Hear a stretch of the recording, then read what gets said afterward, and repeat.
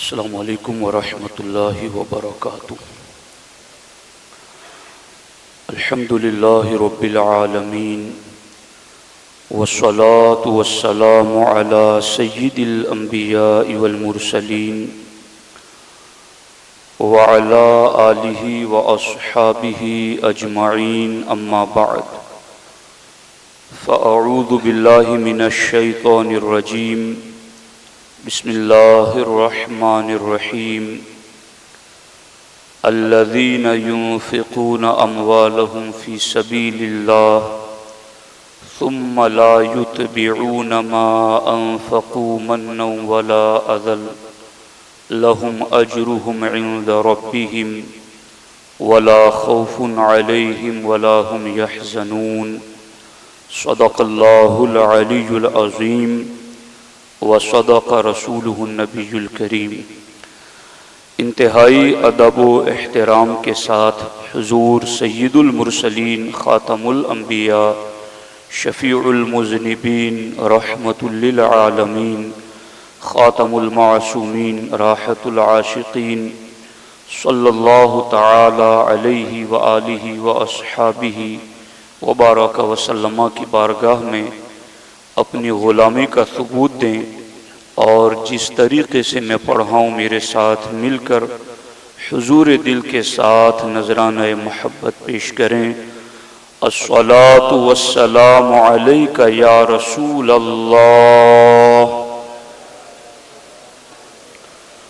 الصلاۃ والسلام علیک یا حبیب اللہ، الصلاۃ والسلام علیک یا نبی اللہ، وعلی آلک واصحابک یا نور اللہ، صلی اللہ تعالی علیہ وسلم۔ نور کی سرکار سے پایا دوشالہ نور کا، ہو مبارک تم کو ذوالنورین جوڑا نور کا۔ دوستان محترم، 18 ذی الحجہ کی تاریخ، امیر المؤمنین مولا المسلمین حضرت عثمان غنی ذوالنورین رضی اللہ تعالی عنہ کہ یوم شہادت کی تاریخ ہے۔ چند دنوں کے بعد وہ دن آئے گا۔ میں نے ضروری سمجھا کہ خلفائے راشدین میں سے یہ خلیفہ ثالث ہیں، ان کی سیرت اور سوانح کو ذکر کر کے ہم اپنی زندگی کو منور اور بہتر بنانے کی کوشش کریں۔ دوستان محترم، حضرت عثمان غنی رضی اللہ تعالی عنہ جامع القرآن بھی ہے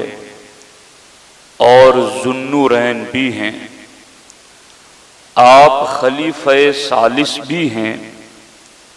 اور پیکر شرم و حیا بھی ہیں،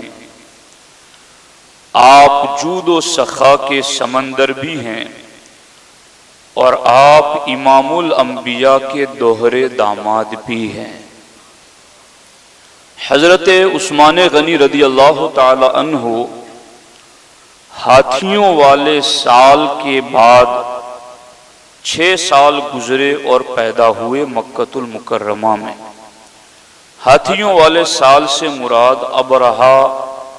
جب ہاتھی لے کر مکہ ڈھانے کے لیے آیا تھا، اس کو اہل عرب عام الفیل کے نام سے جانتے ہیں۔ چونکہ ہجری سن کی شروعات تو بعد میں ہوئی،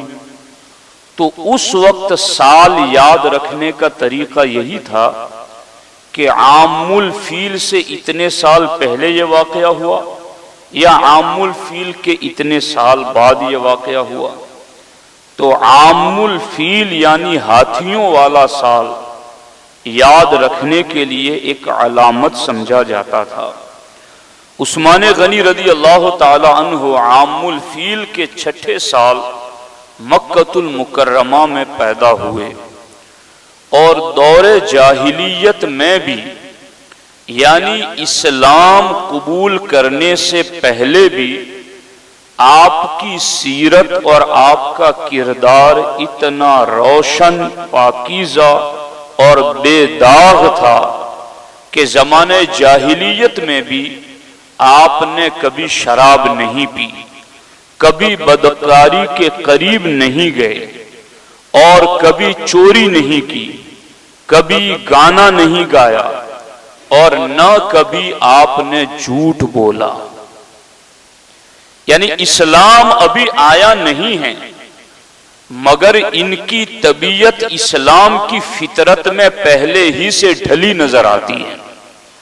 کہ احکامات بعد میں اترے ہیں، مگر اس سے پہلے ہی سے آپ ان تمام گناہوں سے اپنے آپ کو بچاتے ہوئے نظر آتے ہیں۔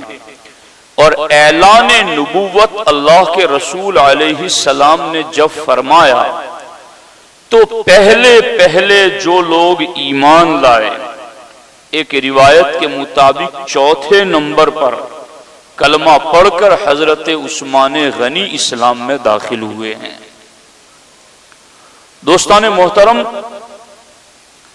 اور اسلام قبول کرنے کے بعد پوری زندگی اللہ کے رسول علیہ الصلوۃ والسلام کی خدمت میں مصروف رہے، تمام اسلامی جنگوں میں نمایاں کردار یعنی فرنٹ پر رہے۔ حضور علیہ السلام کے وصال کے بعد پہلے دونوں خلفاء امیر المؤمنین ابو بکر صدیق اور امیر المؤمنین عمر فاروق رضی اللہ تعالی عنہما کے 12 سال دور خلافت میں ان دونوں کے مشیر خاص رہے، اور ان دونوں کے بعد تیسرے خلیفہ کے طور پر آپ منتخب ہوئے، اور اس کے بعد حضرت عثمان غنی رضی اللہ تعالی عنہ بدبختوں کی طرف سے گھر کے محاصرے یعنی گھر کا گھیراؤ ہوا اور آپ پر قاتلانہ حملہ ہوا۔ جمعۃ المبارکہ کے دن روزے کی حالت میں قرآن مجید تلاوت کرتے ہوئے آپ نے جام شہادت نوش فرمایا۔ یہ ہے آپ کی زندگی کا ایک مختصر خاکہ۔ آپ نے جب اسلام قبول کیا تھا اس وقت آپ کی عمر مبارک 34 سال تھی، اور اس کے بعد 13 سال مکہ المکرمہ میں حضور کے ساتھ رہے، اور 11 سال مدنی دور میں بھی اللہ کے رسول علیہ الصلوۃ والسلام کے خاص قرب میں رہے، اور اس کے بعد 12 سال تک شیخین کریمین ابو بکر و عمر کے مشیر خاص کے طور پر خدمات انجام دیتے رہے، اور ان دونوں کے بعد محرم الحرام ہجری سن 24 سے لے کر ذی الحجہ ہجری سن 35 تک 12 سال تک خلیفۃ المسلمین کے منصب پر فائز رہے، اور 82 سال کی عمر مبارک میں 18 ذی الحجہ ہجری سن 35 کو آپ نے جام شہادت نوش فرمایا، اور جنت البقیع میں آج بھی حضور کے قدموں میں آرام فرما ہے۔ یہ اسلام قبول کرنے سے پہلے سے لے کر وصال تک کا ایک مختصر خاکہ میں نے آپ کے سامنے رکھ دیا ہے۔ اب ان کی زندگی میں صحابہ کرام، اہل بیت اطہار، ان میں بالخصوص خلفائے راشدین، یہ امام الانبیاء خاتم النبیین صلی اللہ علیہ وآلہ وسلم کی صفات کے مظہر ہیں، یعنی ان کی ذاتوں میں تمہیں اللہ کے رسول علیہ السلام کی صفات کی جھلکیاں نظر آئیں گی۔ حضرت عثمان غنی کی یوں بے شمار خوبیاں ہیں،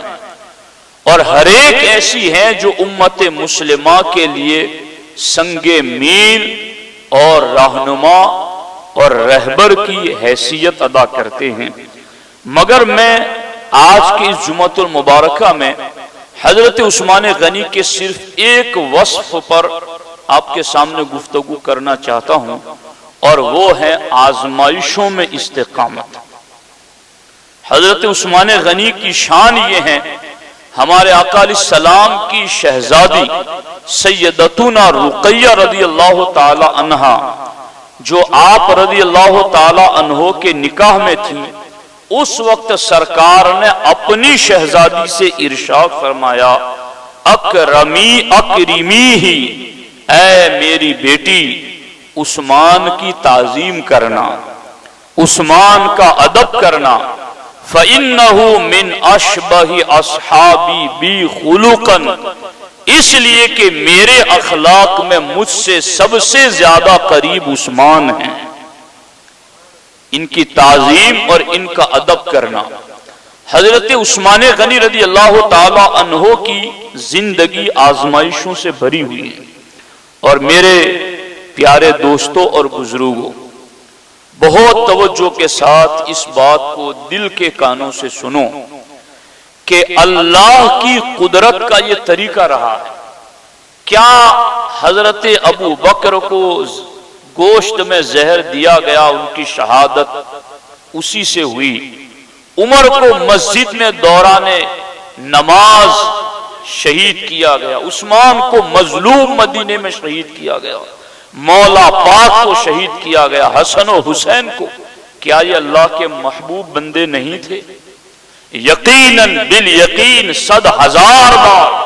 وہ اللہ کے محبوب ایسے کہ جو ان سے محبت کرے وہ بھی رب کا محبوب بن جائیں۔ ان کے محبوب خدا ہونے میں کوئی شک نہیں۔ پھر آزمائشیں ان پر کیوں آئی؟ یہ اللہ کا اصول ہے، یاد رکھ لو، زندگی کی آخری سانس تک اسلام پر عمل کرنے والوں کے لیے یہ اصول کام آئے گا۔ اللہ کی قدرت کا یہ اصول ہے کہ اللہ رب العزت اپنے سچے فرما بردار بندوں کی شان ظاہر کرنے کے لیے اور منافقوں کو رسوا کرنے کے لیے مختلف یعنی جدا جدا قسم کی آزمائشیں ڈالتا ہے۔ جو اوپر اوپر سے دم بھرتا ہے وہ کچھ ہی آزمائشوں میں پھسل جاتا ہے، اور جو دل و جان سے قربان ہے اسلام پر، جو دل و جان سے فدا ہے اللہ و رسول پر، پھر اللہ ظاہر فرماتا ہے کہ دیکھو یہ صرف اوپر اوپر سے میرا نہیں، اس کا دل بھی میرا ہے، جسم و جان بھی میرا ہے۔ تو آزمائشیں بھیج کر کے اللہ سچے بندوں کی شان ظاہر کرتا ہے اور منافقوں کی رسوائی کرتا ہے۔ قرآن میں اللہ تعالیٰ نے اسی لیے فرمایا، احسب الناس ان یترکوا ان یقولوا آمنا وهم لا یفتنون، کیا صرف اس بات پر چھوڑ دیے جائیں گے کہ تم یہ کہہ دو کہ ہم تو مسلمان ہیں، ہم ایمان والے ہیں، اور وہم لا یفتنون، اور انہیں آزمایا نہیں جائے گا؟ صرف یہ کہنے پر انہیں چھوٹ دے دی جائے گی کہ تم کہو کہ ہم ایمان والے؟ نہیں، اللہ تعالیٰ فرماتا وَلَقَدْ فَتَنَّ الَّذِينَ مِن قَبْلِهِمْ، ہم نے پہلوں کو بھی آزمایا، اور فَلَيَعْلَمَنَّ اللَّهُ الَّذِينَ صَدَقُوا وَلَيَعْلَمَنَّ الْكَاذِبِينَ۔ لوگ آزماتے ہیں اس لیے کہ انہیں پتہ نہیں ہوتا کہ یہ کھرا اترے گا کہ کھوٹا اترے گا، اللہ کو تو پہلے سے سب پتہ ہے۔ تو اللہ کی طرف سے آزمائش کیوں آتی ہے؟ اللہ نے خود بتایا فَلَيَعْلَمَنَّ اللَّهُ الَّذِينَ صَدَقُوا، اس لیے تاکہ اللہ ضرور بھی ضرور ظاہر کر دے انہیں جو سچے ہیں، وَلَيَعْلَمَنَّ الْكَاذِبِينَ، اور اللہ ضرور بھی ضرور انہیں بھی ظاہر کر دے جو جھوٹے ہیں۔ تو آزمائشوں کا آنا، اگر سچے دل سے بندہ مومن ہے تو وہ یہ سمجھے گا کہ میری شانوں کے اظہار کے لیے ہیں، اور منافق باتیں بھی پل پلی کرے گا، قدم بھی ڈگمگائے گا، بات ایسی کرے گا کہ دسیوں جمے ہوئے قدم والوں کے بھی قدم ڈگمگا جائے۔ تو یہ حالات حضرت عثمان غنی کی سیرت کو پڑھنے سے پتا چلتا ہے کہ ان کے اوپر اتنی آزمائشیں آئی کہ باضابطہ جب انہوں نے کلمہ پڑھا حضرت عثمان غنی نے تو پتہ آپ جانتے ہیں الحمدللہ سنتے رہتے علماء سے کہ مکے میں کوئی منافق نہیں تھا، منافق مدینے میں پیدا ہوا، کیونکہ مکے میں ایمان لانا ہی سر ہتھیلی پر رکھنے کے برابر تھا۔ تو کون کلمہ پڑھتا یہاں؟ پڑھتا وہی جو سچے دل سے مانتا۔ تو حضرت عثمان غنی جب ایمان لائے تو حالات یوں بنے کہ حضرت عثمان غنی رضی اللہ تعالی عنہ کا چچا اس نے آپ کو گرفتار کر لیا، ہاتھ پاؤں میں بیڑی ڈال دی اور آپ کو باندھ کر کے ایک کمرے میں ڈال دیا، اور حضرت عثمان غنی رضی اللہ تعالی عنہ کو رسیوں سے باندھ کر کہا اترغب عن ملت آبائک الی دین محدث، کہ کیا تو اپنے باپ دادا کا دین چھوڑ کر نیا دین اختیار کر لے گا؟ واللہ لا احلک ابدا حتی تدع ما انت علیہ من ھذا الدین، خدا کی قسم جب تک تم اسلام نہیں چھوڑو گے تب تک میں تمہیں رسیوں سے باندھ رکھوں گا، کھولوں گا نہیں، جب تک کہ تم اس نئے دین مذہب اسلام کو چھوڑ نہیں دیتے اور اپنے باپ دادا کے دین کی طرف آ نہیں جاتے۔ میرے بھائیوں، جب ابھی اسلام قبول کیا ہے اور عثمان سے پہلے 3 لوگ ہیں، چوتھے نمبر کتنے کم ہے تعداد، سیکھو ان کی سیرت سے، ان کی کردار سے۔ آج تو ہر گھر میں 4 سے زیادہ آدمی کے اپنے بچے بیوی بچے مل کر کے 4 سے زیادہ، وہاں تو پورے مسلمان ہی 4 ہوئے ہیں ابھی،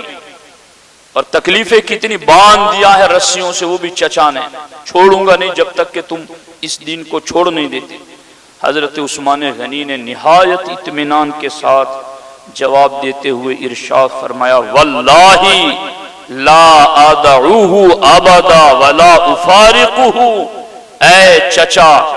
تم سے جو ہو سکتا ہے کر لو، خدا کی قسم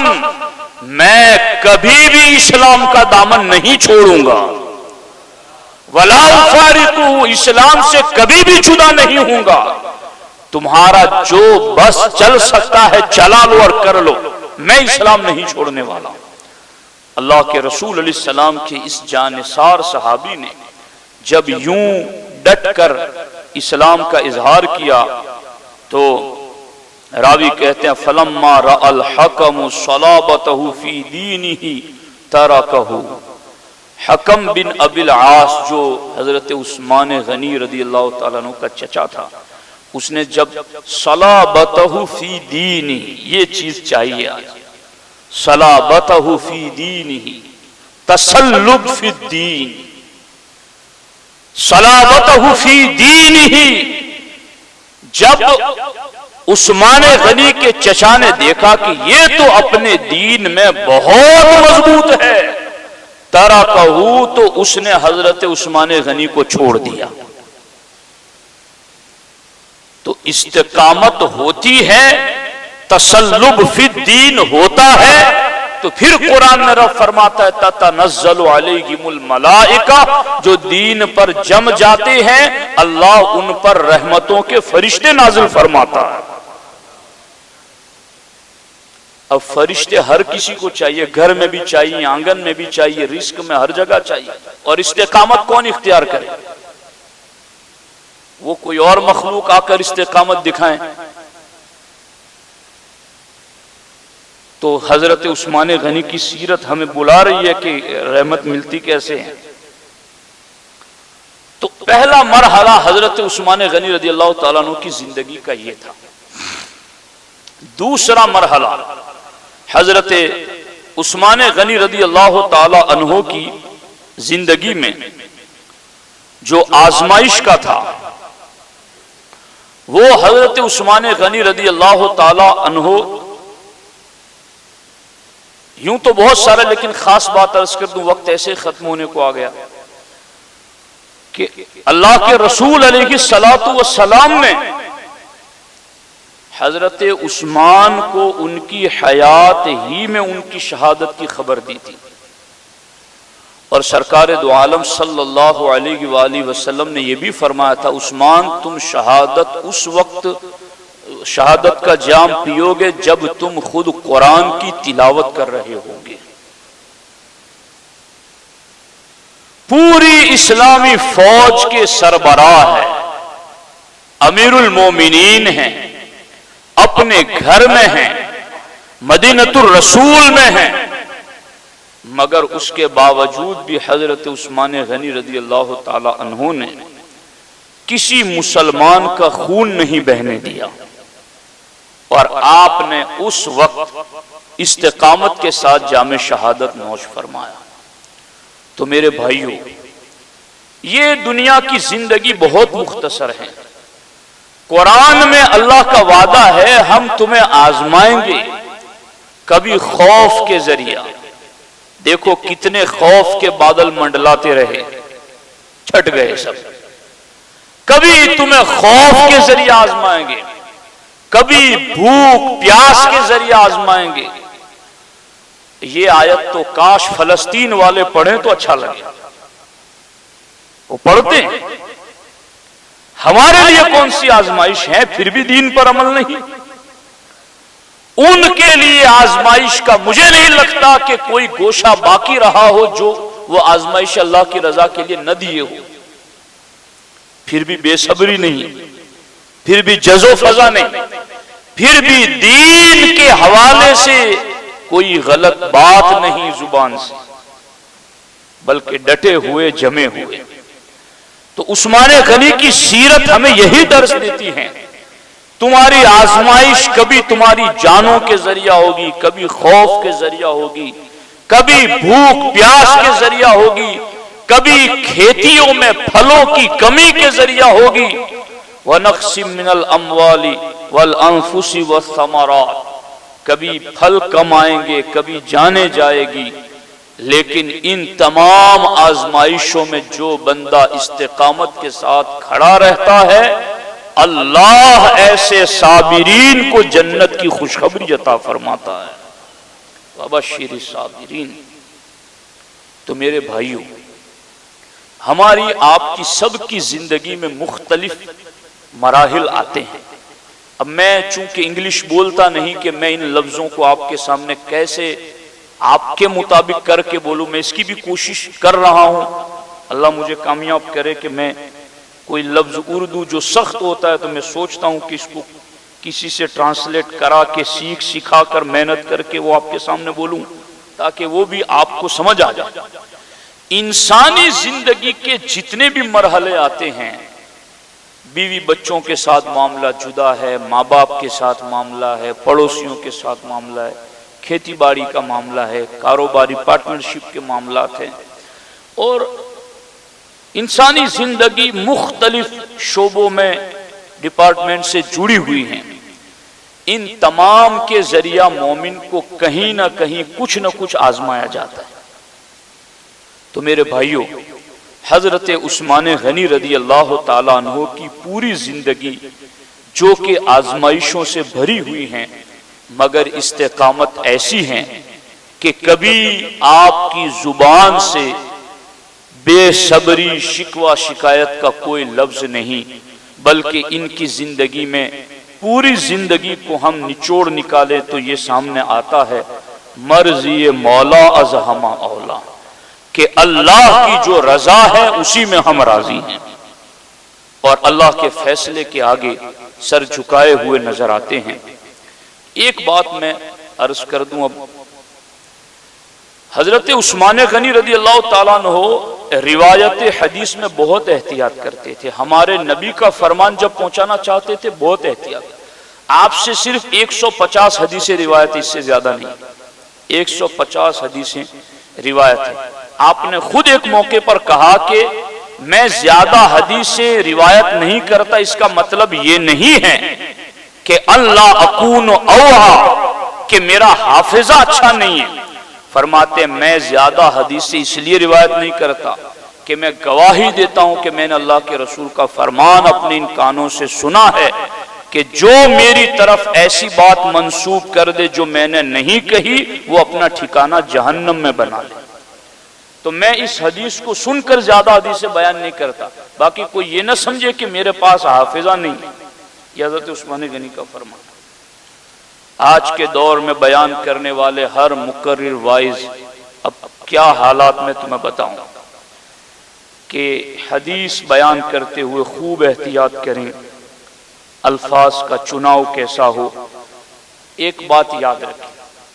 حدیث بیان کرنے میں حضرت عثمان غنی اتنی احتیاط برتتے تھے، آج حدیث بیان کرنے میں بھی احتیاط نہیں، اور حدیث کی شرح تو جیسے یہی قسطلانی اور بدر الدین عینی ہو اس طرح سے حدیث کی شرح کر رہے ہیں۔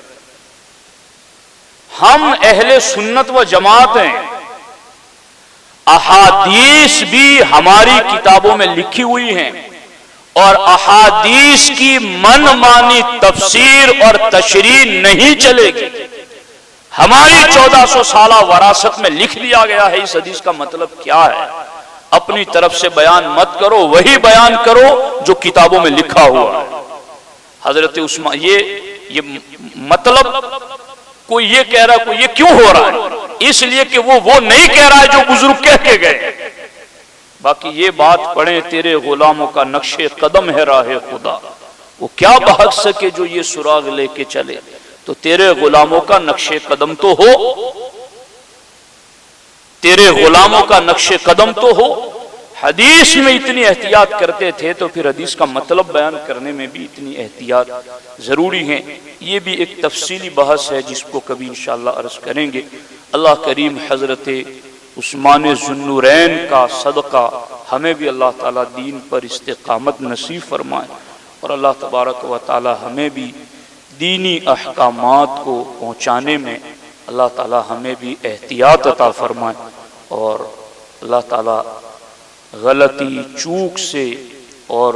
مفہوم کہاں کا کہیں بیان کرنے سے اللہ ہماری زبانوں کو پھسلنے سے بچائے۔ آمین بجاہ النبی الکریم علیہ التحیۃ والتسلیم۔ السلام علیکم ورحمۃ اللہ۔